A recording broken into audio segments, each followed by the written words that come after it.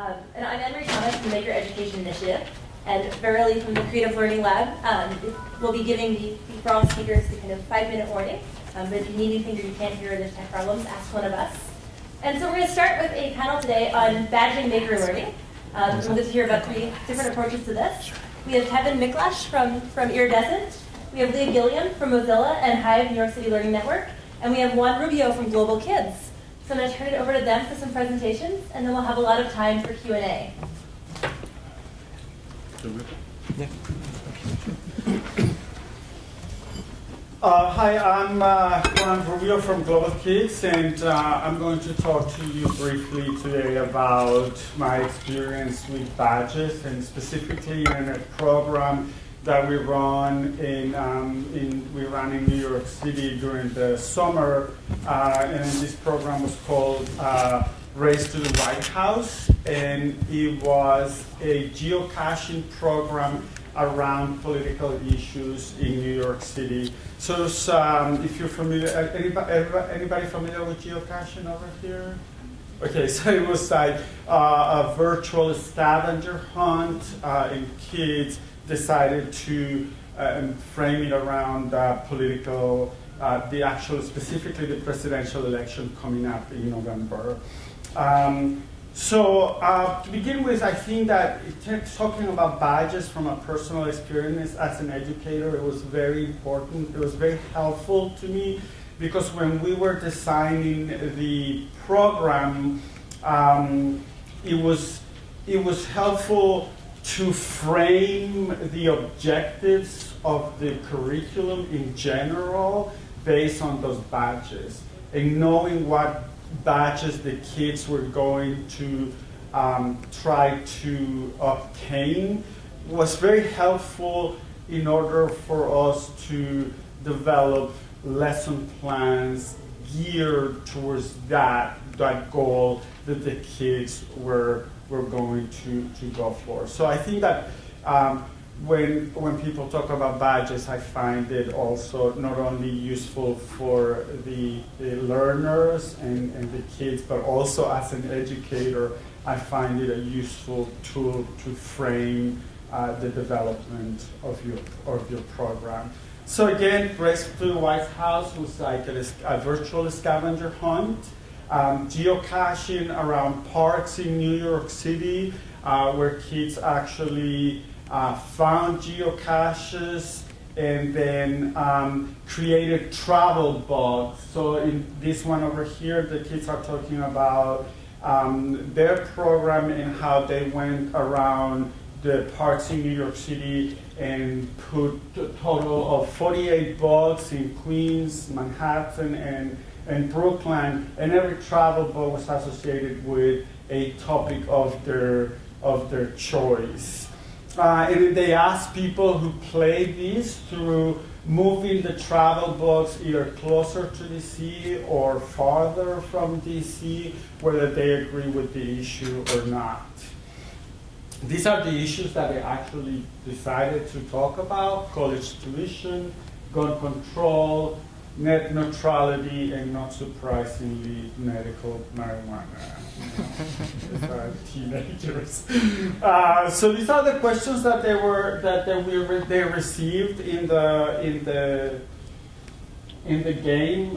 Some people were having conversations around the issues. A believer in gun control. I'm in favor of legalizing marijuana for medical issues. So this is some of the conversation that was happening on the forum online on the geocaching. This is where the travel bugs travel throughout. Went to New Jersey, one went to Europe. So this is just like a general idea of how the program worked. And then this is other conversations. We could, at the end, if you have more questions, but I just wanted to give you an overview of what the program was actually like. And then these are actually the badges that we created for the program. We divided it into hard skills, soft skills, knowledge, and participation. So, for example, we had a GPS mechanic badge where kids had to provide evidence in whether they understood the technology behind GPS. Since we were framing this program around issues, we made a badge for issue expert where they became familiar with knowing that issue in depth. Then we had other hard skills like geotag, whether they also again understand how the physical space relates to GPS and geocaching, understanding augmented reality, research. Then we had like a little, another soft issues where it was like collaboration. This was a group of kids that came together to decide on issues, to work go in teams and find those geocaches and pull the travel box. So this is sort of an overview of all of the badges that we had, and we separated them in that. And then we have a role badge where they will get it if they got some or many of these other badges in the subcategories, which was the civic geocacher in this case. And then here is one of the students talking about why she should get this collaboration badge. So you can see over here, she was like an independent worker. I felt that working in groups slows you down, and she wanted to get something done right away. But then they actually came up with this phrase. I don't know if that was like the original phrase, but teamwork makes the dream work. And they kept repeating it. So every time she's explaining here and articulating how every time they went geocaching, they wanted to actually work together and find certain caches. And then so she continues going on that. These are more of the kids talking about why they actually wanted to or deserve to earn the Park Explorer, the fact that they went to several parks. Another one is talking about the critical thinking badge. So these are the actual students requesting to be awarded that badge, and this is like the things that we are getting on the online platform. So here's another example. She's talking in depth about why research, how she learned about researching. This was taken at the public library, at the Brooklyn Public Library. So it was, we had several sessions in when the librarians came to teach them about research and primary sources, secondary sources, reliability in terms of sources, etc. So here is just her going again and discussing about her research badge. Here it's an overview of how many kids actually earned. These are all the badges that were actually offered during the program, and this shows the ones that were actually earned. And I think that what I find interesting is over here is that it varied and it depended. Some of them were more popular, some of them, but it was like most like they decided really what they needed to or they wanted to actually achieve in the program. And here's again some total overview on a particular per person, what was like this earning pattern. And the first one you can see that this youth was going for the professionalism badge, but concentrated more on the ones that were more technical, like the augmented geotagging and Park Explorer. Whether or not the other one was a little bit more towards like a screenwriter, because another program that was running parallel to this one was one that had to do with video making. And then in the last one, again, screenwriting, Park Explorer being there, which was like a participation. And so that was Race to the White House, a Global Kids and badges. I hope you can have a discussion after that if you have any questions. Thanks. So maybe Leah next, if you wanna, who would like to go next? I think I was going to go next. Yeah. Last. Okay. So I don't have a presentation. I'll just tell you about some of the things we've been working on. Like Juan, I'm going to tell you about I want to talk about one of the programs we've been doing and sort of how we've been incorporating badges into it as we've gone along. And I actually see a lot of faces from this morning, so I think some of you have seen the platform I'm going to be talking about. So I'm part of Iridescent, and we're an after-school science and engineering organization. We design open-ended design challenges for kids to do. So sort of this goal that kids need to achieve. And there's activities, they don't really have a right answer. There's not one way to do them. There are many ways to get to this goal. There's just this sort of clear endpoint they need to get to. Recently, we've created a website called the Curiosity Machine. And on this website, we post design challenges. Basically, a one-line description of what you need to do, a very like skeleton list of instructions of what you need to do that activity, sort of telling you what you need to do, but not exactly how to do it. And then finally, there's a list of questions about your design.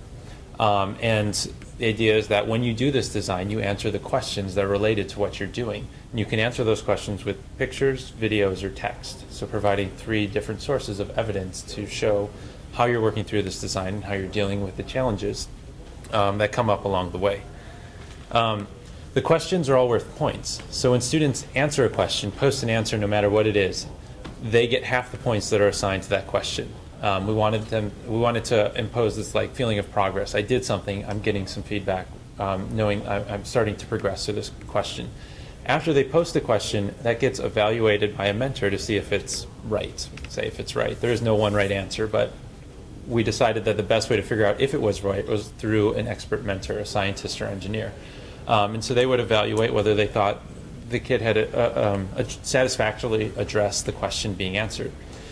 We decided to only give the mentor 2 possible responses to the student, try again or great idea. We didn't want them to assign a score or a grade or something like that to the student. We wanted to really just create this sort of benchmark, this competency benchmark, that once the students demonstrated it in whatever way they could, they got it. And that was really important to how we related badges to this.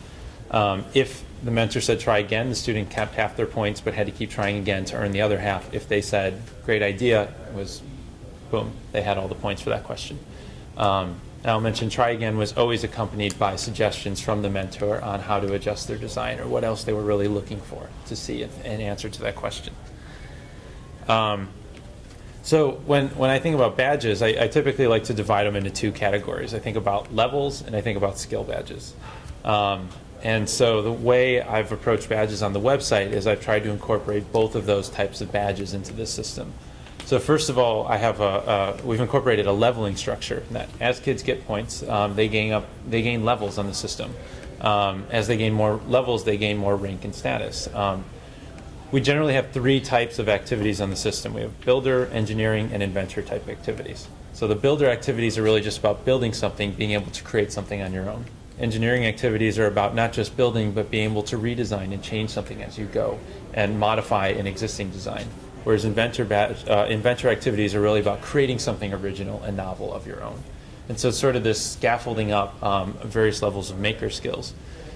We initially only will have the builder activities available to students until they progress through enough levels to become an engineer. Once they become an engineer, they will then open up all the engineering activities. So the badges will unlock this higher level set of skills, and they will get more points for doing engineering activities as they're sort of a higher level skill. As they progress through up levels to the inventor level, they then unlock the inventor badges. And so we're really trying to not make the badges something separate from what they were doing, but have the badges very clearly relate to these terms, builder, engineer, and inventor, and how those terms are related to the skills we want them to learn. And then also how those skills are reflected in the activities they're doing. So there would be this tight correlation between what the badges are being assigned for and what they're actually doing. And it would create kind of a feedback loop. As they did this more and more, got better at it, got more points, they would be able to access more difficult activities. The second thing that we've incorporated are skill badges, and this is, I guess, the more common sort of way of thinking about badges, which is that you reward specific skills that students are learning. And so we have we've broken up sort of the activities into a separate category on what skills they address, and we've hit content standards, and also we've basically gone through the next generation science standards and picked out ones that are relevant to our activities, whether they're the practices or practicing the engineering design process or general concepts or specific items and categories. And whenever students and when we tag activities with those categories, and so as students choose activities related to those categories, they get points related to those specific skill badges and become experts in those specific areas of expertise. This is sort of a new area. We haven't really decided how we wanted to incorporate this, if we wanted to really ask students to specialize in some ways they go through the website, or if this is really just some sort of recognition system they can get as they do activities on different topics. And so we're really trying to decide how directed we want to focus students' energies towards becoming an expert in a specific skill area or really expanding in a bunch of different areas. That's basically the short overview of the way we've been incorporating badges in one of our programs so far, and sort of how we've been learning from it with kids. So I'll just kind of leave it short and let Leah talk next. Before we open up to Q&A, our third presenter will be Leah Gilliam from Mozilla and the New York City Hive. Sorry, the Hive New York City Learning Network. It changes. We'll take whatever. We're totally flexible.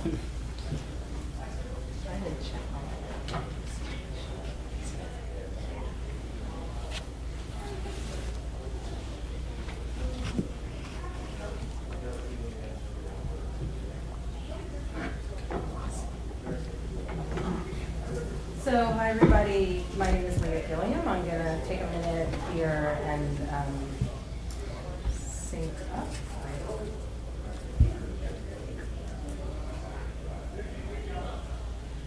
And what I'll be talking about today is really more about the design process that we've gone through in terms of developing a badging system for Hive NYC, and then showing a few examples of how we've been playtesting it. So Hive is a citywide learning lab. It's 40 different organizations that together create opportunities for youth.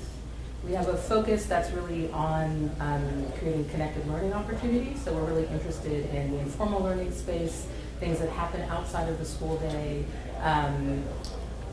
digital platforms, drop-in spaces. Both Global Kids and Iridescent are part of the Hive Learning Network, and we range from big brick and mortar institutions like Museum of Modern Art or New York Hall of Science to smaller kind of startup tech companies and small organizations with very specific focus, with very specific focus. So as we were developing the approach to badging for Hive NYC, there are a few things that really kind of came into play.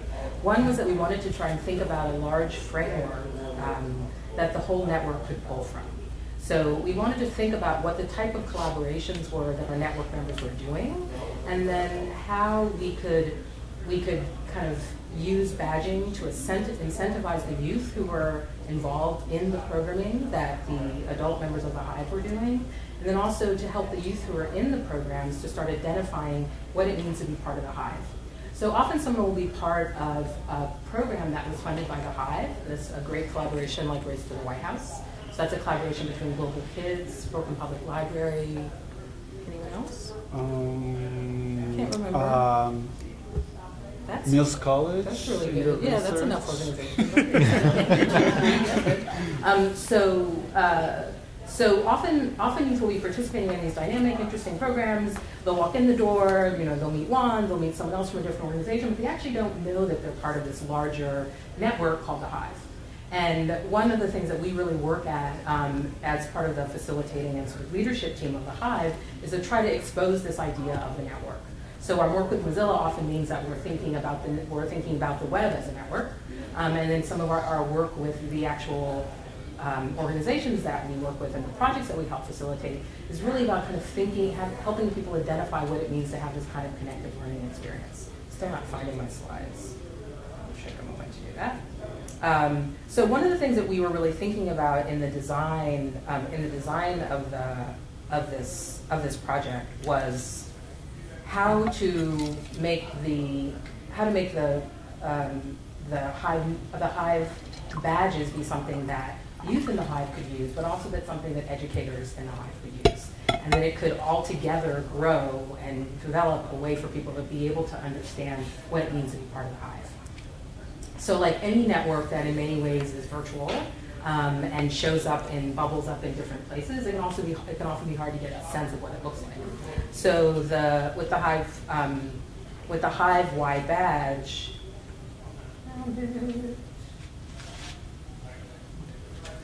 with the Hive Y badge, a lot of the work that we did, yeah.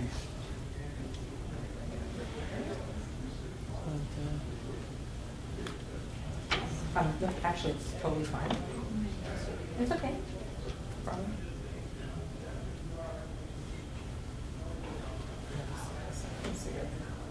Oh, no, don't worry about it. So one of the things that we wanted to focus on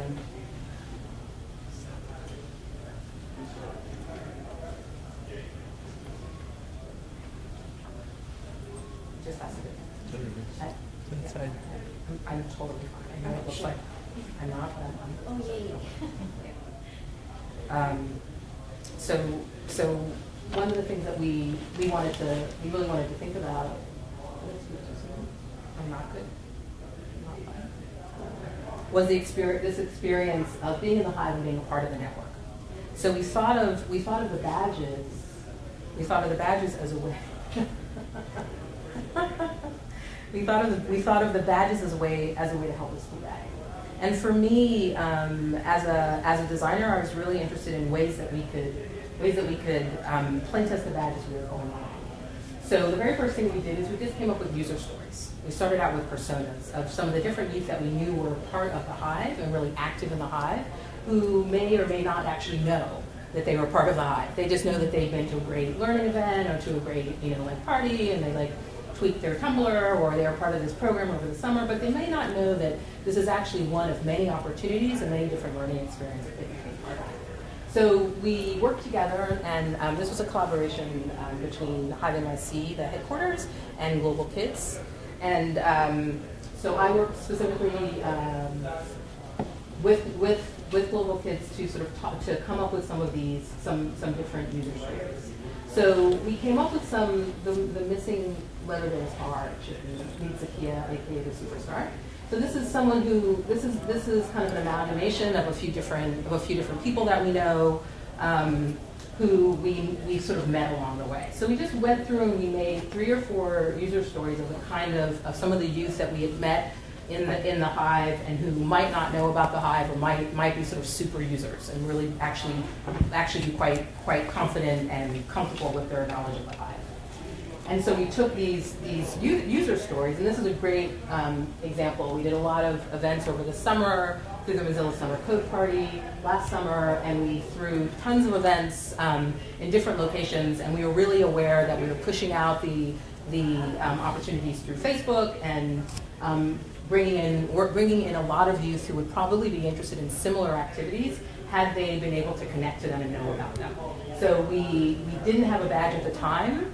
Mostly we were sort of saying like us on Facebook, but we started to really see how the Hive network badge, how maybe some kind of digital credential or something that could help point to the kind of work that they were doing and the skills that they were doing might also help them to stay connected to the network.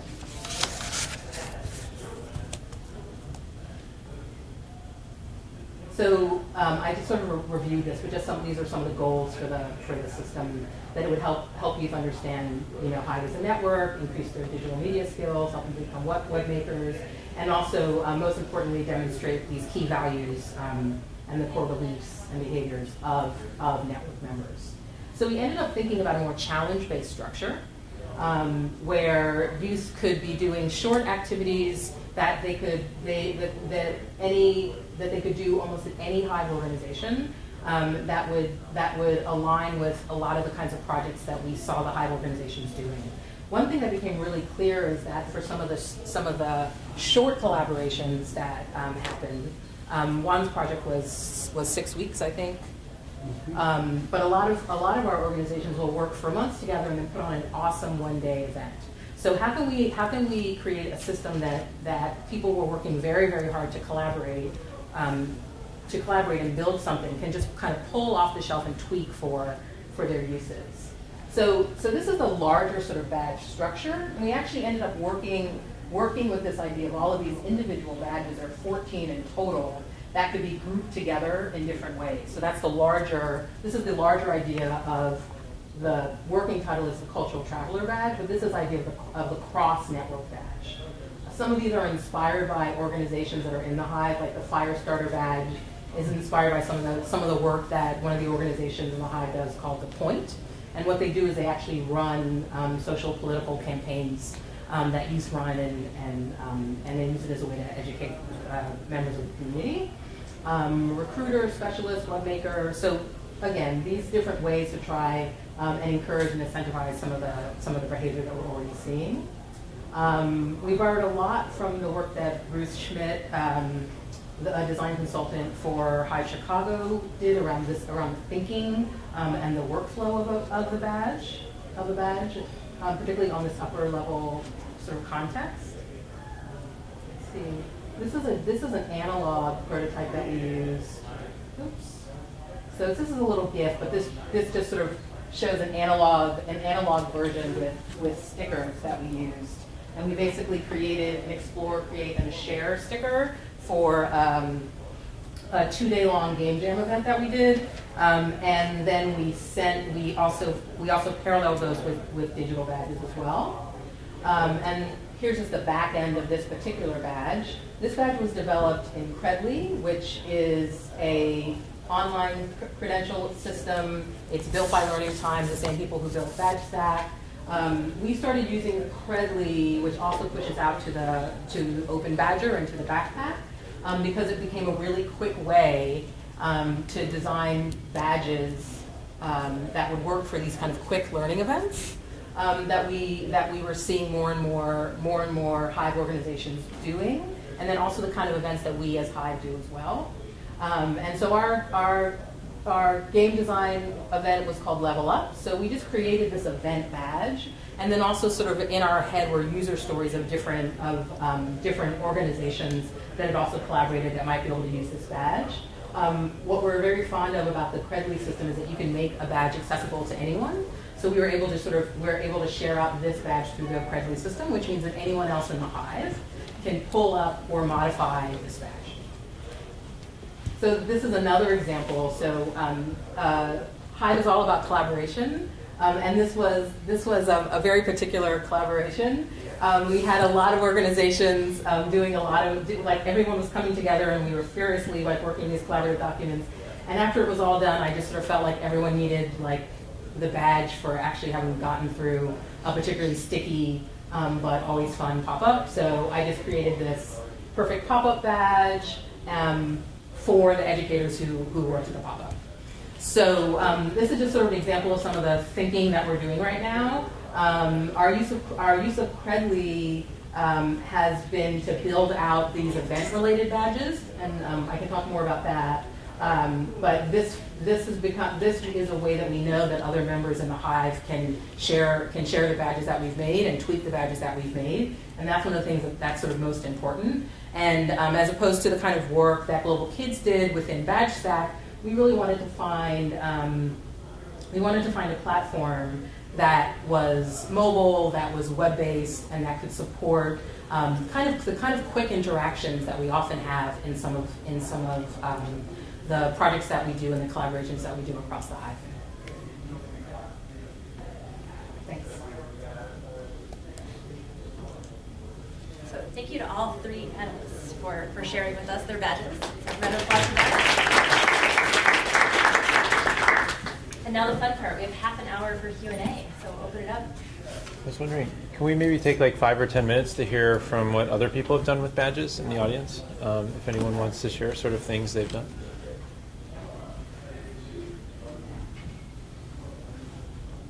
And how many of you have done something in your organization with badges? Hi, I'm Amy, and this is Dawn. We're from the Art Lab at the Hirshhorn Museum, Sculpture Garden. We have a digital learning lab, and we offer certification. So we're not quite using the word badge yet, because we found that our teams are responding really well to the word certification, and we offer them across different mediums, and there's different tiers for it. So we offer it for tools, technological tools, and then for softwares as well. And my question for you all was just, I wanted to know how your teams or youth are responding to the badges, or is it something now that they're actively seeking out and they're asking for, or is it still kind of top down?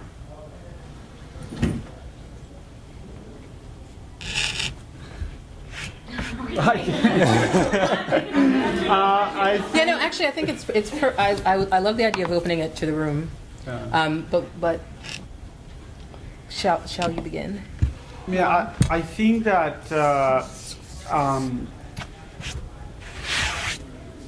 it's a challenge to get them started thinking about badges.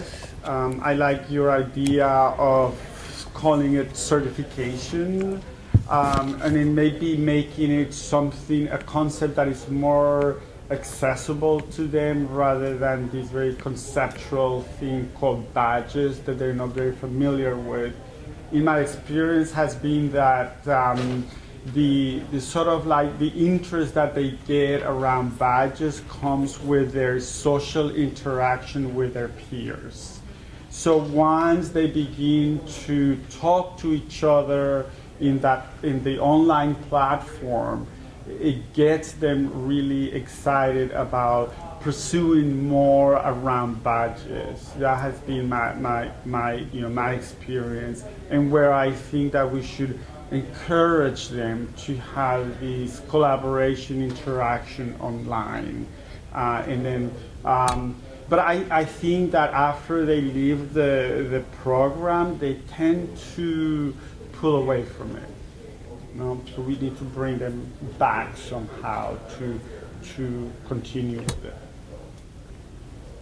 Are there incentives for your teams to get a badge? So the way our certifications work is that if a team is certified in equipment, then they can check that equipment out without a mentor watching them use it. Or if a team is certified in Photoshop and there's another team in the space that wants to make an album cover, they know that they can go to that team that's certified in Photoshop to sort of collaborate with. So is there incentives that you all use for teams once they receive a badge? Well, I mean, your example is very specific to a drop-in space, for example, to a group of teens who can sort of physically see what it means to level up, and like what they can aspire to certain things, like, oh, that would be great if I could run the mixing board on my own, that kind of thing. So I think like for a drop-in space, that kind of incentivization works really, really well. What we've been figuring out in terms of the Hive-wide badge is how to create a way to incentivize people to move around, to kind of move around the network. So like, one incentive is that you get to, apply for a workshop early, or you get a free pass to another event at another museum, or you start, you're able to help and level up to, to be a presenter at a conference or a presenter at a Hive event, something like that. So I would say that that's sort of one level of incentive. That's sort of the like geeky incentive of like, you get to be more involved with us.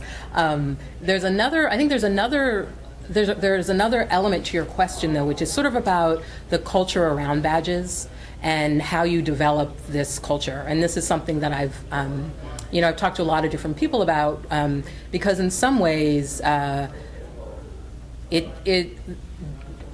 way that your institution, your organization sort of treats badges and responds to them, like is it something that becomes a part of your day-to-day language? Is it something that just lives online but doesn't actually have some kind of leaderboard or some kind of like physical component? We have a lot of different organizations in the Hive who are really looking at these sort of like analog and digital sort of like ways to make the badges sort of seem real. Other organizations don't seem to need that at all. So I think there's this one idea of sort of like culture is how do you make it become part of your culture, and then where do you sort of as facilitators want it to fit in your culture, and then where do the youth want it to fit in the culture. And then just to make a second point is, I think the part of me that's also a part of the Mozilla project and Open Badges really thinks that there is a really important literacy around badges, which is just about web literacies. This is a living, kind of learning portfolio that, holds a link to a piece of evidence of something that a youth has made. So I think it's really important also that we kind of cross this gap and we help people understand that the badge has currency. And that you don't have to show every badge that you make. I don't show every badge that I might win, but the badges that you do show are really important, and where you show the badges and how that changes and how that links to the real work, kind of that you've done. So I think part of it is thinking about, where you want your badge to live, and also how you want your badges to function in your immediate context and then within your sort of larger context. So that's something that I've learned a lot about just in talking to other people about how they've been thinking about their badges, is that there's often, one level of badges which is about that kind of instant gratification. Then there's another level of badges that's really about, like, I'm pushing this forward into my portfolio because, every college I apply to actually needs to know that I act as a project manager on a project at Iridescent, where I develop my own app with a team of other people, kind of that kind of thing. That was a little lecture-y. Sorry about that. Just going along with that, because that's something that I'm trying to explore right now, how we can bring and where we bring those badges together for that bigger social capital that you're kind of talking about, where they can put it on a college resume. So they badge at their local public school, and then they come to the library and they badge up to something else. And then that badge gives them the ability to go to a museum and be able to participate in their program or instruct or be a mentor or facilitator.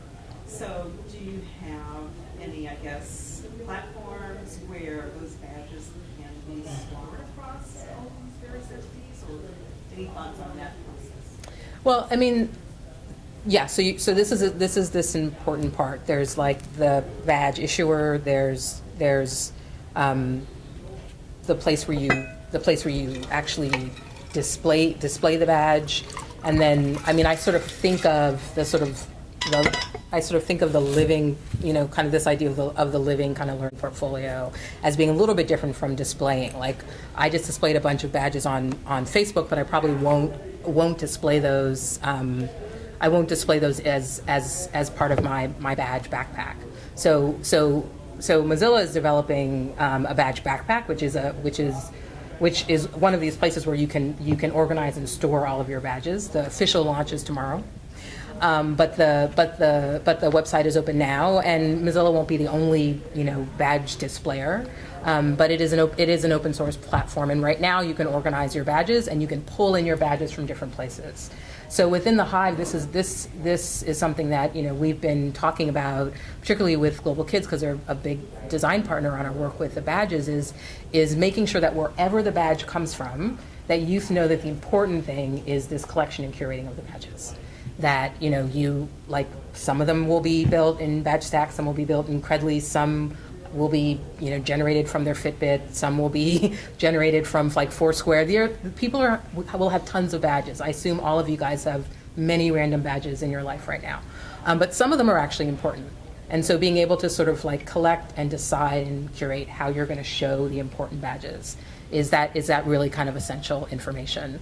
So when I'm applying to a college, as a youth, I want them to know that I like at Art Lab at the Smithsonian, like I ran the sound booth. Like, that's awesome. And so that to me would be a badge I would like push out, and keep as a part of my portfolio. Maybe that I climbed 50 stairs today is not the kind of thing I need to share with everyone. So I think part of it is thinking open about this and making sure that you're working with badge platforms that can be pushed out and made public should you need them to, and that those badge platforms are always pointing back to a piece of specific evidence.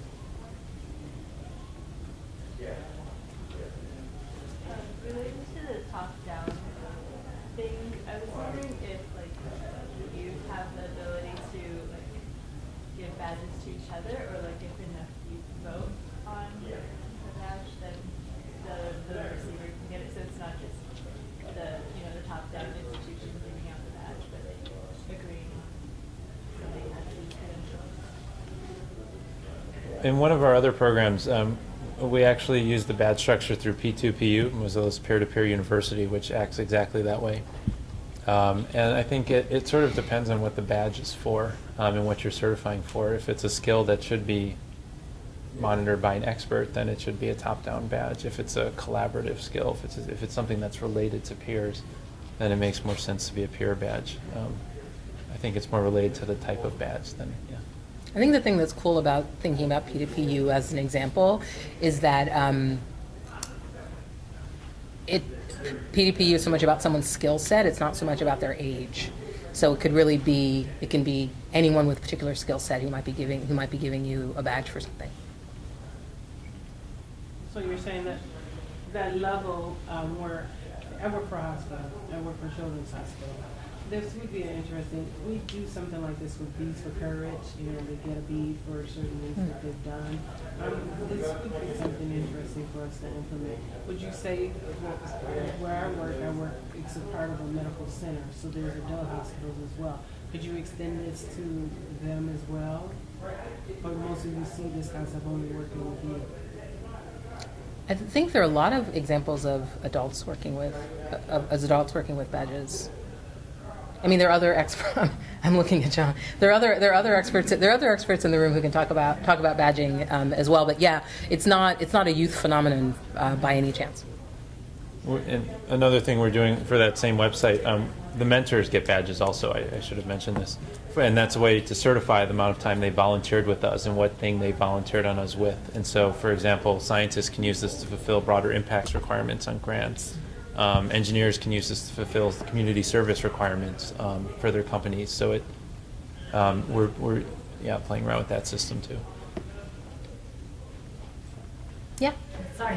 No. I'm pretty new to this, so this might be a really stupid, basic question.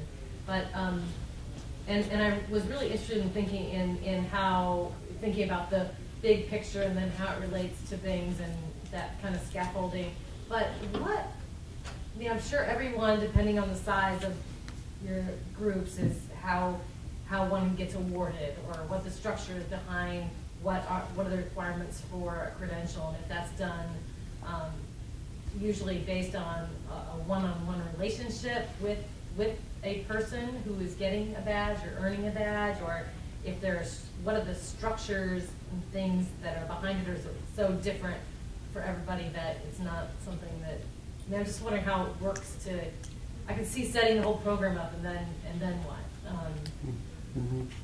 So I think you're talking about like the evidence that the participants will provide during the program or the process that they will go through in order to earn that badge. Right, is it usually does the mentor evaluate, or is it a submission process, Right. or is it?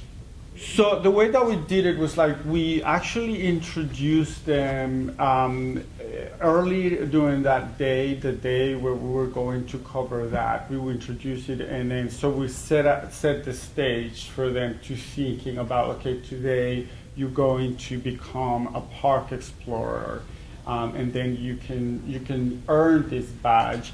And then we will explain to them. We say like the way you can earn the park explorer is if you provide evidence, either with a photograph or a description of the park, that you were there.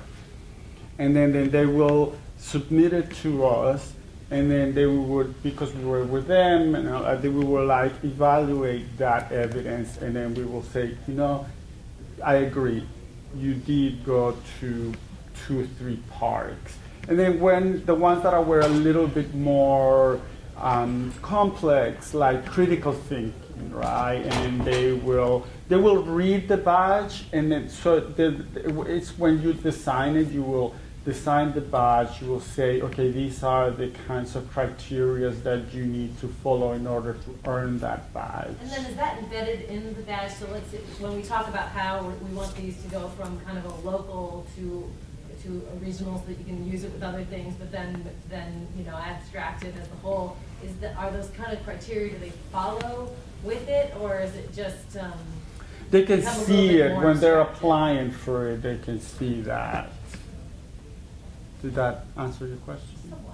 Okay. I tend to think of like there's 3 ways badges can be evaluated: 1 by experts, 2 by peers, and 3 by the system. And so experts and peers are kind of self-explanatory. The system is sort of something that you can monitor kind of remotely and just kind of happens automatically. So for example, start a blog and write 5 blog posts. Okay. You monitor the blog. When 5 blog posts get hit, you get that badge. It's a little harder to monitor quality with those sort of things, but it is another way to evaluate. And highly scalable, so you can Yeah. network. Yeah, great, cool. Thanks. Would you recommend some websites or additional reading, some resources that we can look on? Because this is new to me as well, so. Did you just share something in the Hive? Bibliography pages? Did I? I thought so. Maybe not. Yeah, maybe I did. I think openbadges.org is a great resource. There's also a Google group that the Hive is a part of, that Global Kids runs, and that's actually really helpful for people getting up and started on when it comes to badges. You guys probably know your URL, and I don't. We can put that up though.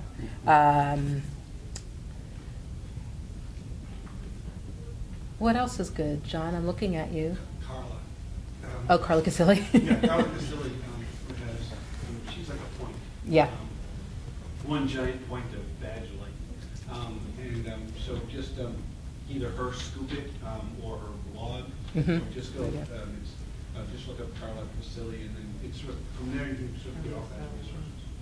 So, I mean, in terms of Mozilla's work with badges, they have a community call for people who are working with badges and interested in badges, and that's a call for anyone to sort of find out about. I can also make a little notepad and compile some resources there, and we will call it etherpad.mozilla.org. Room, name your pad. The DML competition site. Really? Has all the white papers on. Although, does it? DML. Okay. The Right now I'm thinking about how we're going to name our... DML competition. Do you want to write down what she's writing there? As the Sure. Make-to-Learn badges. I have beautiful Always can rely on you. They're going to create Make-to-Learn badges. a URL for what they're sticking up there.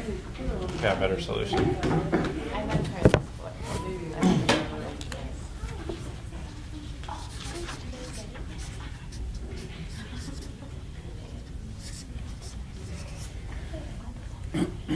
We're going to go with N2L badges. N2.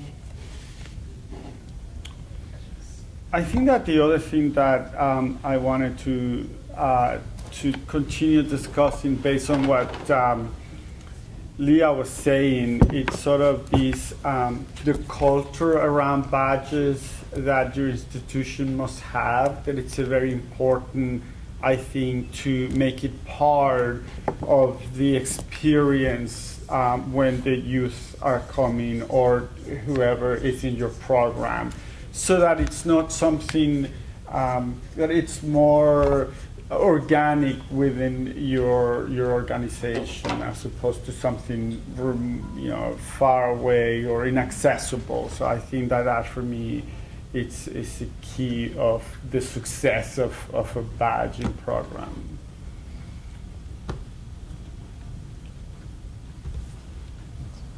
So, do you ever find that some youth are just turned off by it? Like, I was very curious about the statement that you said your team don't like calling the badges, they like calling them certificates. That how do you handle if someone is just not, motivated by that or just, embedded into the program? I can speak to that. I run the program that Kim was talking about, with the badges and PGPU, and we've had mixed responses to the badges. We use the badges to track if the girls are going through the tutorials. So the girls build an app tutorial, submit the source code, and explain what they learned, and give some examples of what they learned. And then those badges are reviewed. And for some of the girls we've surveyed, the badges just aren't motivators. But they still do have to go through the tutorials to learn how to code. But it is just it's an extra incentive. So for some kids, they really do enjoy them, and for some, they don't. One thing that's been really cool about them, though, is that they can go back and look at that feedback and look back at their reflection long after they've done that app. So it kind of, works as a place where they can host and keep this reflection. We've had some girls say, I wish I could just put them on my shirt. So you do get some of that feedback, and so we're trying to figure out, how to incorporate both. But there definitely are kids that are motivated by it, and I don't think that adding them to the program has detracted anything.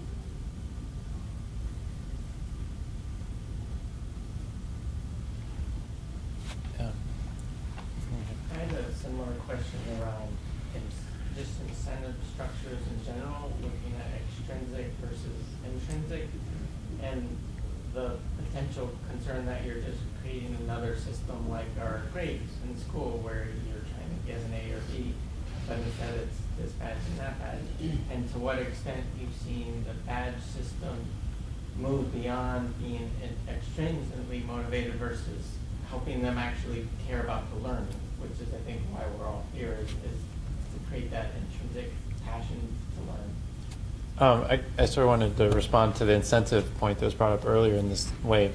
I feel like that gets violated when you sort of have this, do this to get that structure. And if the badge's treated as a that, then it promotes that. But you can also have a do this to get more of this structure. And I think the way you had presented it, where this badge allows you to do this skill that you practice for the badge. Things like, for our badge, we thought about incentives for our badge structure, but they always have involved more learning. So it might be getting a custom kit to do an activity that's higher up on the level by an engineering, parts produced by an engineering company. And that kit is really just useful for doing more learning. Or things like promoting a trip to a museum or another place. I think the way I've always thought about it is the badge should not just be its standalone thing, but always related to the learning that's going on, kind of tied up into it some way. And I guess the distinction I made earlier between like leveling structures and then skill badge structures, I feel like leveling structures, since they kind of build on themselves, have less of a danger of falling into that trap. Anyways, those are just some random thoughts. I just wanted to add one quick thing. Something that's helped us, because we want to make sure that we're not like school, even though we have this assessment, and it is an assessment in a lot of ways to see where the youth are at in terms of their skill level. We want to make sure it's not like school, so we give mentors the freedom to use it that fits with their own teaching style. So there's no one right way to give out a badge. So some mentors feel more comfortable doing the self badge, where they're working with the youth one-on-one. The youth exercises and shows the skills that are written on the certification, and then the mentor says, hey, you know what? You just got certified to use GarageBand. I know you didn't think you were, but you did. So it's like they do it in the backward sense, where other mentors use it with the teams that they know are looking for a challenge. So I think making sure that it fits with the informal learning environment and not having a one-size-fits-all approach is what's worked really successfully for us, at least. There's one now. Yeah, something that I didn't mention is that our mentors assign the badges once the girls are done with each tutorial. So it also is kind of a cool communication tool between the two of them, and that sort of relationship building, where the mentors are giving feedback to the girls.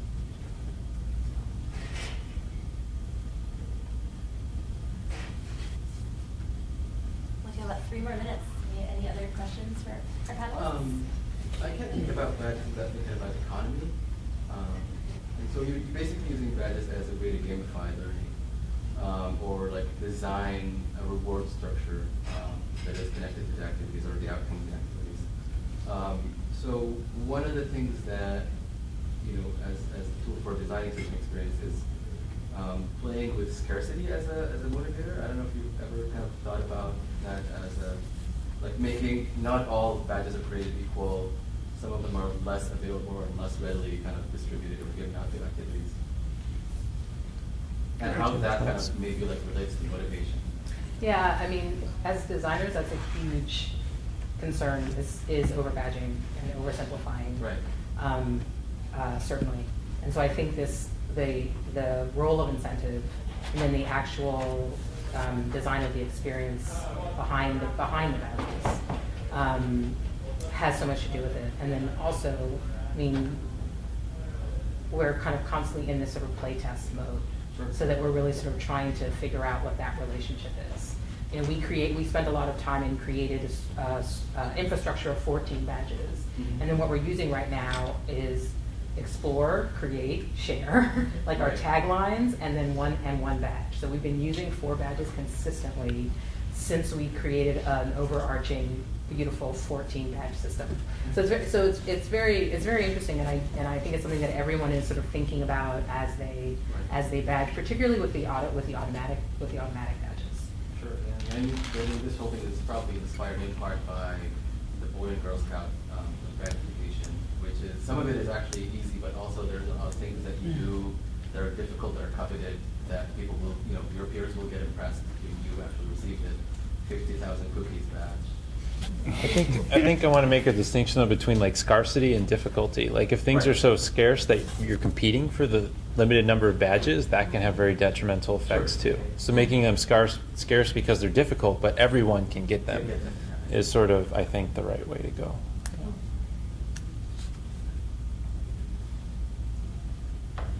We've hit 3:30, so let's thank our panelists again.